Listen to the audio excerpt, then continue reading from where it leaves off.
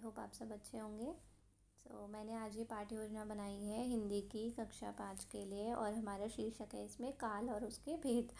ठीक है, तो हम चलिए जल्दी से शुरू करते हैं। अगर आपने मेरे चैनल को सब्सक्राइब नहीं करा है तो प्लीज़ जल्दी से कर दीजिए। तो पहले हम अपना लिखेंगे पाठ्य योजना ऊपर और उसका नंबर लिखेंगे कि हमारा कौन से नंबर का पाठ्य योजना हमने बनाई है। उसके बाद हम कुछ डिटेल्स लिखेंगे अपनी, यानी कि अध्यापक का नाम लिखेंगे। उसके बाद कक्षा है हमारी 5वीं के लिए बनाया है तो 5वीं।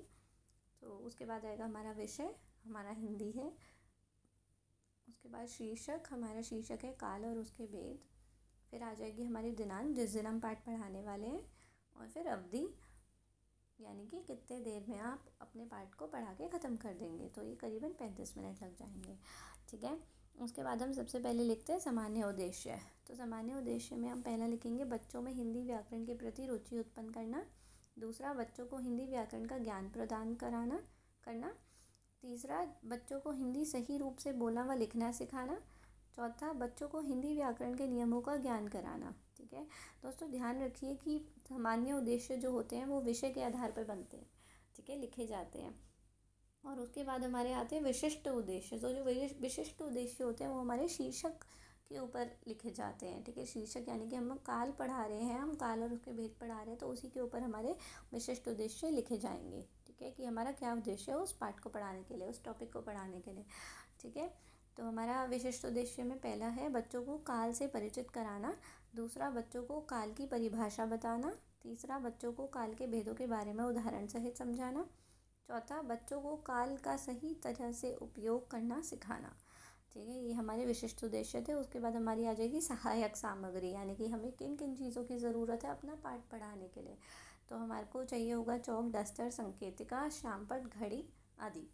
ठीक है, तो ये घड़ी आपकी नॉर्मल भी हो सकती है जो होती है, या फिर कोई एक टॉय वाली क्लॉक भी हो सकती है। ठीक है, उसके बाद हम लिखेंगे पूर्व ज्ञान, यानी कि बच्चों को पहले से इस चैप्टर से रिलेटेड किस चीज़ का ज्ञान है। तो पूर्व ज्ञान में आएगा छात्र समय एवं उसके समानार्थी के बारे में सामान्य जानकारी रखते हैं। ठीक है, उन्हें पहले से पता है समय के बारे में। उसके बाद हम करेंगे पूर्व ज्ञान परीक्षण। ठीक है, हम उनको कुछ क्वेश्चंस पूछेंगे अपना चैप्टर स्टार्ट कराने से पहले। तो इसमें 2 कॉलम बनेंगे, पहला होगा अध्यापक क्रिया, दूसरा होगा छात्र क्रिया। यानी कि अध्यापक या अध्यापिका जो होंगे वो कुछ क्वेश्चन पूछेंगे, वो इधर लिखे जाएंगे, और जो छात्र जवाब देंगे वो छात्र क्रिया में लिखे जाएंगे। ठीक है, तो घड़ी दिखाते हुए अध्यापक जो है वो ये प्रश्न करेगा। वो पहला क्वेश्चन पूछेगा कि यह क्या है, तो बच्चे बोलेंगे कि घड़ी। दूसरा प्रश्न वो पूछेगा इससे हमें क्या पता चलता है, बच्चे बोलेंगे समय। तीसरा वो पूछेगा समय को और क्या कहते हैं, तो बच्चे बोलेंगे काल, उनको पर्यायवाची पता है। उसके बाद चौथा वो पूछेगा कि काल के बारे में आप और क्या जानते हैं। ठीक है, तो ये समस्यात्मक प्रश्न है क्योंकि बच्चे काल के बारे में और कुछ भी नहीं जानते होंगे उस समय। ठीक है, तो अब हम उनको अपना उद्देश्य कथन बोलेंगे। हम बोलेंगे बच्चों आज हम काल के बारे में विस्तार से पढ़ेंगे। ठीक है, अब हमारा इसके बाद आ जाएगा प्रस्तुतिकरण यानी कि एक्चुअल टीचिंग पार्ट, जो हम एक्चुअली अब हम अपना पाठ पढ़ाने वाले हैं। तो इसके लिए हम 4 कॉलम बनाएंगे। पहला होगा शिक्षण बिंदु, दूसरा अध्यापक क्रियाएं, तीसरा छात्र क्रियाएं, चौथा होगा हमारा श्यामपट्ट कार्य। ठीक है, तो शिक्षण बिंदु में हम पहला लिखेंगे काल की परिभाषा। तो यानी कि हम बच्चों को काल की परिभाषा के बारे में बताएंगे। तो काल की परिभाषा होगी काल का अर्थ होता है समय। ठीक है, क्रिया के जिस रूप से कार्य के होने के समय का पता चले उसे काल कहते हैं। ठीक है, जैसे मैं खाना खा चुका हूँ, इस वाक्य में चुका हूँ द्वारा पता चल रहा है कि यह क्रिया कब हुई है। तो काल क्रिया के किए जाने के समय को दर्शाता है। ठीक है, तो काल बताता है कि कोई कार्य कब हुआ है।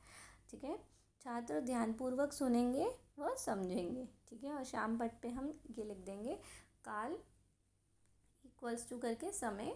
ठीक है, यानी काल का अर्थ समय होता है। उसके बाद हम काल की परिभाषा पे लिख देंगे काल क्रिया के जिस रूप से कार्य के होने के समय का पता चले उसे काल कहते हैं। ठीक है, इसके बाद हमारा आ जाएगा काल के उदाहरण। अब हम उन्हें उदाहरण देकर समझाएंगे। ठीक है, जैसे कि पहला उदाहरण हमारा है मैं खाना खा चुका हूँ, ये हम 3 सेंटेंसेस लिखेंगे। दूसरा होगा मैं खाना खा रहा हूँ, तीसरा मैं खाना खाऊंगा। ठीक है, तो अब हम समझाएंगे कि इन तीनों वाक्यों में कर्ता एवं क्रिया एक ही है। ठीक है, यानी कि कर्ता जो है वो मैं ही है और क्रिया जो है वो खाना है, ठीक है। लेकिन कार्य करने का समय अलग अलग है, ठीक है। हमें इसको देख के ही पता चल रहा है कि इसके कार्य करने का समय जो है वो अलग अलग है, ठीक है। एक में आ रहा है खा चुका हूँ, एक में आ रहा है खा रहा हूँ, एक में आ रहा है खाऊंगा, ठीक है। तो छात्र इसे कॉपी में लिखेंगे और हम यही उदाहरण अपने श्यामपट्ट पर भी लिख देंगे, ठीक है, यानी ब्लैक बोर्ड पर भी हम ये 3 उदाहरण लिख देंगे। उसके बाद हम उन्हें बताएंगे काल के भेद, ठीक है। फिर हम बताएंगे काल के 3 भेद होते हैं, पहला भूतकाल, दूसरा वर्तमान काल, तीसरा भविष्य काल। छात्र ध्यानपूर्वक सुनेंगे, ठीक है। और हम बोर्ड पे ऐसे हम एक टेबल के फॉर्म में भी बना सकते हैं, ठीक है, या जैसे फ्लो चार्ट होता है हम वैसे भी बना सकते हैं। काल के 3 भेद, भूतकाल, वर्तमान काल और भविष्य काल, ठीक है। इसके बाद हमारा शिक्षण बिंदु आ जाएगा भूतकाल, ठीक है, क्योंकि हम अभी तीनों कालों को अच्छे से एक्सप्लेन करेंगे आगे। तो पहला भूतकाल है, तो भूतकाल बना है भूत और काल से, ठीक है, इन 2 शब्दों को मिला के बना है। तो भूत का अर्थ होता है बीत गया और समय का अर्थ है काल, ठीक है। अर्थात जो समय बीत गया हो वो भूतकाल होता है, ठीक है। इसका मतलब क्या बना कि जो समय बीत गया है वो भूतकाल है। वाक्यों के अंत में था, थे, थी आदि शब्दों से इसकी पहचान होती है, यानी कि अगर वाक्यों के अंत में था, थे, थी आ रहा है तो उससे हमें पता लग जाएगा कि ये भूतकाल है, ठीक है।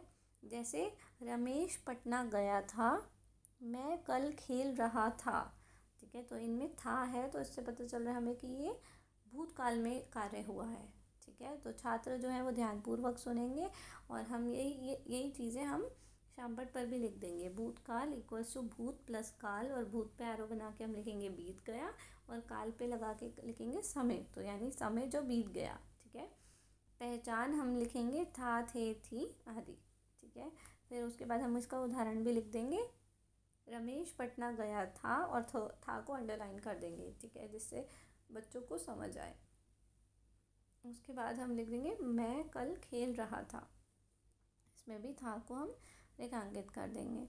इसके बाद हमारा आ जाएगा वर्तमान काल। तो वर्तमान काल जो है वो क्या होता है, क्रिया के जिस रूप से पता चले कि काम अभी हो रहा है उसे वर्तमान काल कहते हैं।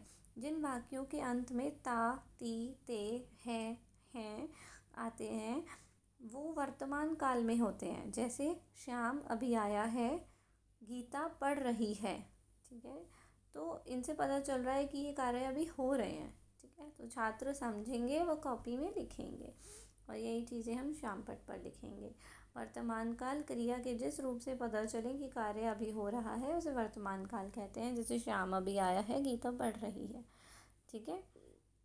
इसके बाद हमारा लास्ट आ जाएगा भविष्य काल। तो भविष्य में होने वाली क्रिया को भविष्य काल कहते हैं, ठीक है। जैसे कि मैं कल विद्यालय जाऊंगा, ठीक है, अभी गया नहीं और अभी नहीं जा रहा, तो कल जाऊंगा, ठीक है। तो इसका मतलब पता चल रहा है हमें कि ये कार्य जो है वो भविष्य में होगा, इसलिए ये भविष्य काल का है। राज देर तक पढ़ेगा, ठीक है, वो ये कार्य करेगा आगे। उसके बाद छात्र जो है वो ध्यानपूर्वक सुनेंगे जो अध्यापक समझाएगा और यही चीज़ें हम अपनी श्यामपट्ट पर लिख देंगे। भविष्यकाल भविष्य में होने वाली क्रिया, जैसे मैं कल विद्यालय जाऊंगा, राज देर तक पढ़ेगा, ठीक है जी। इसके बाद हमारा आ जाएगा मूल्यांकन प्रश्न। तो मूल्यांकन प्रश्न हम जो है वो बच्चों को पाठ पढ़ाने के बाद कुछ क्वेश्चंस पूछते हैं जिससे हमें पता लगे कि बच्चों को वही सब बातें समझ आ रही हैं या नहीं आ रही, जो हमने उनको पढ़ाया है पाठ वो समझ आया है या नहीं। तो पहला मूल्यांकन प्रश्न होगा काल किसे कहते हैं, दूसरा काल के कितने भेद होते हैं, ठीक है, तीसरा हम पूछ सकते हैं भूतकाल और भविष्यकाल में अंतर बताओ, ठीक है। तो बच्चों से ये ओरल क्वेश्चंस पूछते हैं, उसके बाद हम उन्हें गृह कार्य देंगे, ठीक है, यानी कि घर से करने के लिए हम उनको कुछ काम देंगे जिससे कि उनको प्रैक्टिस बनी रहे। तो हम ये क्वेश्चन लिख देंगे निम्नलिखित वाक्यों के काल बताओ, ठीक है। तो बच्चों को इनके काल बताने हैं कि ये कौन से काल में सेंटेंसेस लिखे हुए हैं। तो पहला है मैंने खाना खा लिया है, दूसरा विकास कल आगरा जाएगा, तीसरा मुन्नी कल अपने मामा के घर गई थी, चौथा सुमन गाना गा रही थी, पांचवा मोहन खेलने जा रहा है, छठा, श्याम अगले महीने जापान जाएगा। सातवां, मैंने उसे मारा था। आठवां, राम टॉफ़ी खा रहा है। नौवां, गीता ने रीमा से किताब मांगी थी। 10वां, मेरी पेंसिल वापस कर दो। ठीक है, तो ये हमारे गृह कार्य था। हम उनको कम भी सेंटेंसेस लिख सकते हो आप, आपकी मर्ज़ी है। ठीक है, आई होप आप सबको ये वीडियो अच्छी लगी हो। अगर अच्छी लगी है तो प्लीज़ इसे लाइक शेयर सब्सक्राइब करना मत भूलना, और अपना बेल आइकन भी प्रेस कर लेना, सो दैट आपको मेरी वीडियोस टाइम टू टाइम मिलती रहे। और अगर आपको कोई भी और लेसन प्लान किसी भी टॉपिक पर ज़रूरत है तो आप उसे कमेंट बॉक्स में लिखिए, मैं जल्द से जल्द उसको बनाने की कोशिश करूँगी। Thank you so much for watching.